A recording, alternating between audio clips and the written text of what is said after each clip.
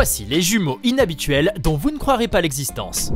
Kin Narita et Jin Kani sont deux sœurs attachantes, célèbres et aimées de tous qui sont originaires de Nagoya au Japon. La raison de leur popularité, c'est leur longévité, leur gentillesse et leur humanité. Elles sont nées le 1er août 1892 et elles ont vécu au-delà de 100 ans. Elles sont restées proches toute leur vie et ont laissé une descendance nombreuse. Leur attachement mutuel remonte au premier temps de leur enfance. Elles se complètent parfaitement. Leur existence modérée, hygiénique, sage et bien réglée, leur goût pour les cuisines saines et raffinées, leur penchant pour les activités sportives, tout cela leur a permis de vivre longtemps et d'être considérées comme un exemple à suivre par la population japonaise. Lorsqu'elles franchirent un siècle de vie, le gouverneur de la région les a personnellement félicitées. Elles prirent part à des études et à des documentaires sur la longévité. Elles ont toutes les deux porté l'art de bien vivre jusqu'à sa plus haute limite. Mais bien qu'on fût tenté de le croire, elles n'étaient pas immortelles. L'aînée mourut à 107 ans en l'an 2000 d'une insuffisance cardiaque et la cadette la rejoignit dans l'autre monde un an plus tard. Pourtant, celle-ci ne souffrait d'aucune maladie. Elle est morte seulement d'avoir trop vécu, en paix avec elle-même, au milieu d'un sommeil tranquille. Tout le monde au Japon se souvient encore de ces deux respectables femmes, leurs nombreuses lignées et le pays tout entier les honore et les révère. L'hôpital Suma Akron City, situé dans l'Ohio aux États-Unis, a été le théâtre d'un événement heureux et parfaitement improbable. C'est l'histoire de deux jumelles américaines, Amy et Ashley Nelson. Elles avaient 19 ans, chacune vivait de son côté une relation amoureuse, et le hasard avait fait que toutes les deux étaient enceintes durant la même année. Cependant, l'une devait accoucher quelques mois plus tôt que l'autre. Cette expérience nouvelle et commune encourageait les confidences réciproques au sujet de leur grossesse. Elles s'étaient promis d'assister à leur accouchement respectif. Mais le hasard n'était pas au bout de ses malices. Les pronostics des médecins furent déjoués, et les deux sœurs accouchèrent exactement le même jour, un lundi à quelques heures d'intervalle dans le même établissement. Le personnel hospitalier n'aurait jamais cru à une coïncidence aussi fabuleuse. Amy et Ashley enfantèrent chacune, sans complication d'aucune sorte, un petit garçon en parfaite santé. L'un fut nommé Donovan et l'autre Hayden. Elles étaient au comble de la joie. Toutefois, ce miracle simultané les avait empêchées de tenir leur parole, et aucune n'a pu être présent à l'accouchement de l'autre. Mais le caractère merveilleux de l'histoire compense bien ce léger regret. Les deux mères ne se lasseront pas de raconter cette aventure pendant de longues années à toute la famille. Et sans aucun doute, le lien sororal qui unit les deux femmes en sera bien renforcé. Voici une autre coïncidence à peine croyable qui s'est produite cette fois à Bellevue, une ville de Washington, où vivent deux jumeaux adolescents, Brian et Ross DeVol. Ces deux frères sont de brillants élèves. Leurs professeurs les complimentent et les encouragent souvent et leur promettent un bel avenir. Brian et Ross sont studieux et ambitieux, mais ne se livrent aucune concurrence. Ils ne se jalousent pas, leur entente est parfaite, quoique leurs goûts et leurs activités soient différentes. Avant de s'orienter vers une université, ils avaient décidé de passer le test ACT, dont la note maximale est de 36. Vous le savez peut-être, mais il s'agit d'un test standardisé que les candidats effectuent pour augmenter leurs chances d'admission dans les universités. Comme Brian et Ross étaient d'excellents élèves, ils visaient une très bonne note. Leur souhait fut largement comblé. Le résultat de leurs tests respectifs est à peine croyable. Les administrateurs pensaient même qu'il y avait eu une erreur. Brian et Ross ont obtenu également la note maximale de 36. Or, cette note est rare en elle-même. On ne l'obtient qu'une fois sur 4000. Avant eux, seules 4 ou 5 personnes ont réussi un tel exploit. Quelles étaient les probabilités que deux étudiants vivant sous le même toit atteignent le score maximal d'une telle épreuve? En plus du caractère anecdotique de cette double réussite,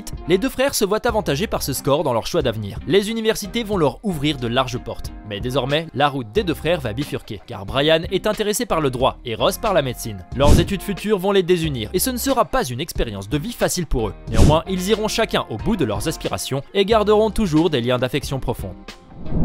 Voici l'histoire poignante de deux petites combattantes australiennes. C'est ainsi qu'on les a surnommées. Tout commence lorsqu'un couple vivant à Sydney, Renee Young et Simon Howie, ont appris lors d'une échographie de 19 semaines que leur bébé avait une malformation extrêmement rare qui lui laissait peu de chances de survie. Ce bébé, de sexe féminin, était atteint de diprosopie, une pathologie congénitale où les parties du visage sont dupliquées. Ce malheur fait que Renee Young était enceinte de jumelles qui n'avaient qu'un seul corps, mais deux visages et deux cerveaux reliés par la base. Ce fut une immense douleur pour les parents, mais le choc passé, ils prirent un parti courageux, celui d'aimer leur enfant malgré ce cruel handicap, et même si celui-ci avait une espérance de vie presque nulle. L'accouchement fut prématuré et il se fit par césarienne en urgence. Les parents virent enfin ces jumelles adorables et malheureuses qu'ils nommèrent avec une pertinence touchante Hope and Faith. Elles furent menées en soins intensifs et les médecins furent d'abord rassurants et même enthousiastes. Les deux jumelles se portaient bien mieux qu'on ne pouvait l'espérer. Leur rythme cardiaque annonçait beaucoup de vitalité. Hope and Faith, malgré la faiblesse de leur état, luttaient contre un mal qui pouvait les emporter d'un instant à l'autre. Les parents de leur côté étaient préparés au pire et ils essayaient de profiter du peu de moments qu'il leur restait à passer avec leur fille malade. Chaque respiration, chaque palpitation de cœur prolongeait leur joie. Malheureusement, Hope et Faith succombèrent à la maladie quelques semaines après leur naissance. La mère, Renee Young, a déclaré qu'elle était fière d'avoir accouché de ces deux petits anges, qu'elle les portera toujours dans son cœur.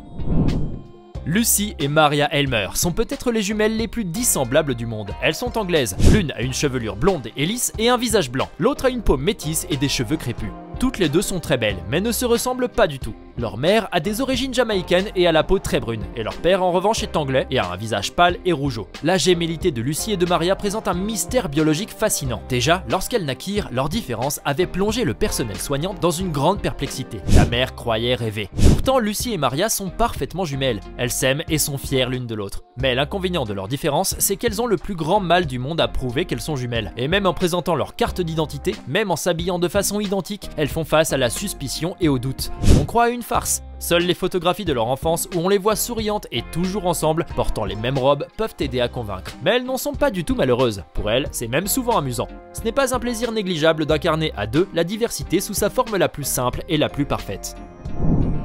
Il y a environ 20 ans, deux jeunes américains, James et Emily, qui étaient mariés et qui s'aimaient beaucoup, attendaient deux filles jumelles. Un jour qu'Emily faisait une échographie, accompagnée de son mari, une affreuse nouvelle lui tomba sur la tête et elle en fut abattue. Les jumelles avaient une malformation. Elles étaient attachées l'une à l'autre par le bas du corps. Cette maladie était rare et bien plus rare encore étaient les nouveau-nés qui y survivaient après seulement une journée. Résolus de mettre toutes les chances de leur côté, James et Emily décidèrent de faire tout ce qui était en leur pouvoir pour sauver les jumelles. À leur naissance, on les appela Lexi et Sydney. Les médecins virent que l'opération était extrêmement délicate car leur colonne vertébrale et leur moelle épinière étaient en partie confondues, de même que leur intestin. Mais grâce à l'habileté et au mérite des chirurgiens, l'intervention se déroula avec un complet succès. À compter de cette heureuse date, tout se remit dans l'ordre. Les deux filles grandirent, s'épanouirent, excellèrent dans leurs études et devinrent des jeunes femmes accomplies. Les parents ne gardèrent plus qu'un souvenir vaguement douloureux de la naissance compliquée de leurs filles, et ils les aimèrent d'autant plus chèrement que leur existence est une bénédiction.